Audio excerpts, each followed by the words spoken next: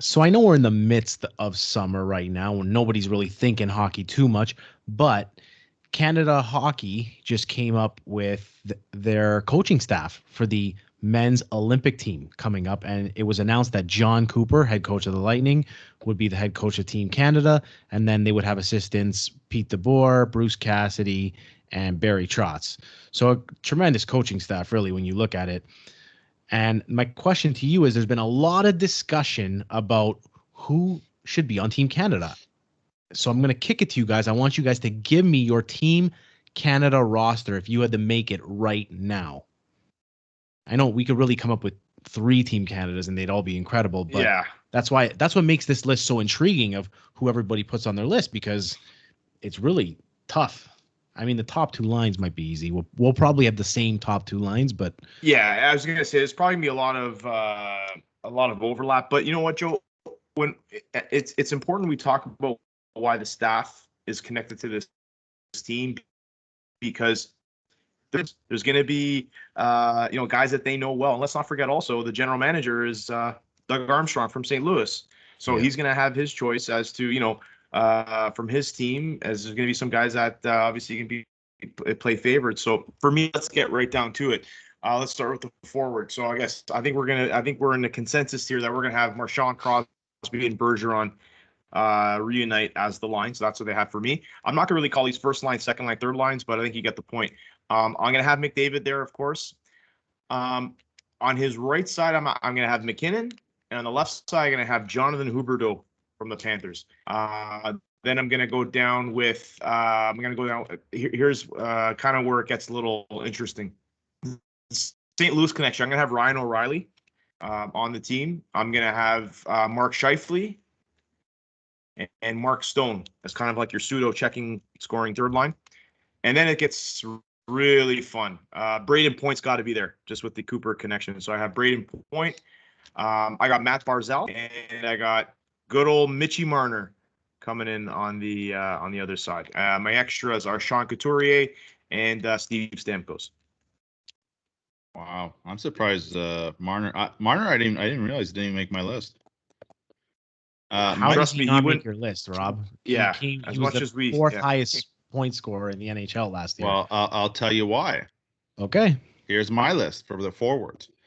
I do not have that first line. I'm breaking up that first line. I understand why, is not nostalgia, but it's like it's worked before. But I had McDavid, Huberdeau, and Point. I think Point would work really well with McDavid. I think the speed Huberdeau can keep up, but I didn't want to put McKinnon and McDavid together. I think I've talked about this before. I think they both need the puck. I think they both drive play. So I wanted to have them on different lines. The second line was actually my East Coast line, where I had Marchand, Crosby, and McKinnon. I want to see. I think Crosby and McKinnon would be a nice pair. They have kind of the Rimouski kind of thing. They're from the same hometown, so I think that'd be like a cool little East Coast line there. The third line, I had Bergeron centering that. That's my checking line, right? Like third line, Bergeron. I had Scheifele, and then I had Stamkos here because I didn't really have anywhere else to put him, but I think he'd be the one that I would kind of debate about. He's the one that I think is in biggest question about coming. Yep. For them forwards. And then my fourth line was a pure like checking line, but can do everything. Couturier, Stone, and Tavares. I think having 2 centermen on that line, late game situation, you kind of throw out a fourth line that everybody can take a face off. You can score, you can check, you can basically do whatever you want with these guys. And then I had Marner and I have Horvat and Marner as a kind of my extras. But I think the only one I'm really not tied to is Stamkos. I think that's the one where I just put him in there because of his name, because he's Steven Stamkos, and he might help on the power play if it's a little stagnant. But his injury history, everything, it's just like I don't know if he makes his team. He ain't there for me. I got to be honest. Like looking at that playoffs, unless it was the power play, you barely even noticed him. I felt like he wasn't even in the top 5 best players on his team in that playoff for me. So I don't have him there. I think it's just that Tampa connection, and it's his health. Yeah. There's a good chance he's not healthy come Olympic time, right? Possible. Bobby, I kind of like your East Coast connection line. I don't mind that, but I'm going to stick with what works. My top 6 are pretty much exactly like you had, Frankie. I've got McDavid, McKinnon, Huberdeau, And then I've got Crosby, Bergeron, Marchand. Here's where it switches up a little bit. I've got Point as my third line center with Stone and Marner. And then in my fourth line, I've got three centermen, actually. I've got Tavares, O'Reilly, Couturier, with my extras being Scheifele and Barzell. So that's what I'm going with. A little different spin on it. I got a question for you guys. Yeah, I understand ask away. Bergeron. Like, Bergeron's still a really good player.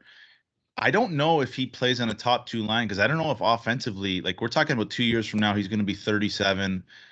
I don't know if he's like a staple for my like playing on my scoring. Those top two are going to be ultra scoring lines, and I don't know if I want him in. It ain't 2 years from now. It's like 8 months from now. 2022. Oh yeah, next year. The thing we see about these Olympic teams, there's usually a lot of veterans on these teams.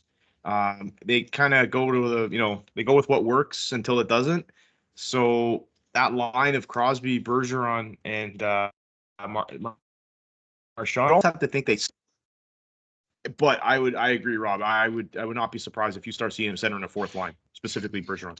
So I'm surprised we know Yanni Gord or Nick Suzuki. Craig Button had them in the lineup. Like, what's going on here, guys? Oh, or Zach Hyman for that. Remember that debate? Zach Hyman? Yeah. Oh, Jesus. Yanni Gord is Canadian? Anyways. Apparently. Wow. Apparently he is. Okay, give us your D's. Yeah. Okay. So on the defensive, you got it. Well, there's their Vegas connection. Shea Theodore, Alex Pietrangelo as my top D pairing.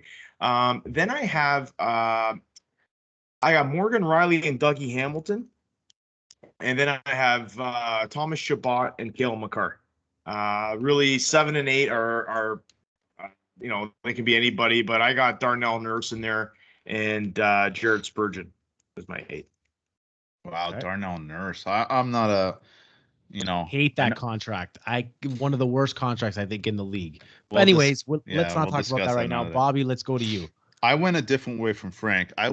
You have your three kind of big, strong, defensive-ish defensemen. Well, not even defensive-ish, but I had Pietrangelo, Hamilton, and Ekblad all on different 1, 2, 3. I had them all on different lines, and I kind of paired them up with the young upstart offensive guys of Chabot, Makar, and Theodore. So I had Pietrangelo and Chabot, Hamilton, Makar, Ekblad, Theodore.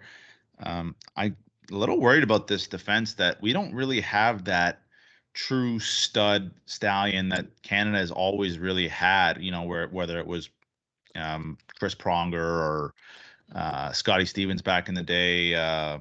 I think this is the one area where they're lacking is producing defensemen, especially if you look at other countries like Sweden, the United States. It's still a pretty stacked. It's a great group. Listen, but we expect it. So, like, if the USA makes a dream team in basketball, we don't expect any scrubs. Like, you're expected for gold. So this is my one thing. Fair enough. It's also a bigger ice surface, so you're probably going to need most of your 6 that can skate versus But that's just my opinion. Yeah, but I like having the one guy that can move and the one guy, the defensive and the offensive. I guess Dougie Hamilton's an offensive guy too, but yeah. That's the way I like pairing my D. So, Joe, what do you have? I've actually got a lot of righties on my D that I've chosen. So I'm going to split up the Vegas connection. I've got I'm going to put Shea Theodore and Cale Makar together. I'm going to get Dougie Hamilton. I'm going to pair him up with this guy. Before you scoff, I'll tell you why. Ryan Pulock of the Islanders. If you look at his defensive metrics, they're off the charts. He's one of the best shutdown Ds in the league. And all of these defensemen, they all have that offensive flair. You need someone who you could put on the ice and trust with a 1-goal lead. He played that system where he's used to playing in that type of environment. So I would have him there with Hamilton. And then my third pairing is Ekblad and Pietrangelo. And then my extras could be Jared Spurgeon, Morgan Riley. Depends on how you want to go. Even Chabot, I don't mind that. But that's the D I would go with. That's interesting. That name is, well, he's not going to be on the team, but it's a good shot there, Joe. If I'm taking the 1D from the Islanders, it's actually, for me, it'd be Adam Pelech, not Ryan Pulock. But, hey, listen, I'm glad we're different, because if this would have been a really short segment, if we had a lot of the same.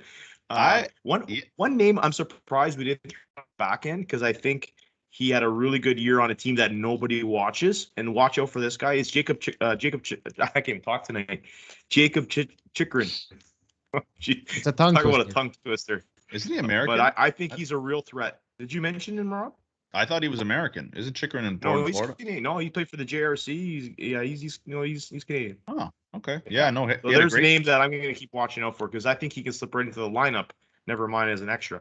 He's a great. He had a great season. I'm kind of on to Joe now, where it's like, look at their coaching staff of Barry Trotz, and if he's, maybe that kind of sways. He is going to advocate for one of his boys. I'm telling you right now.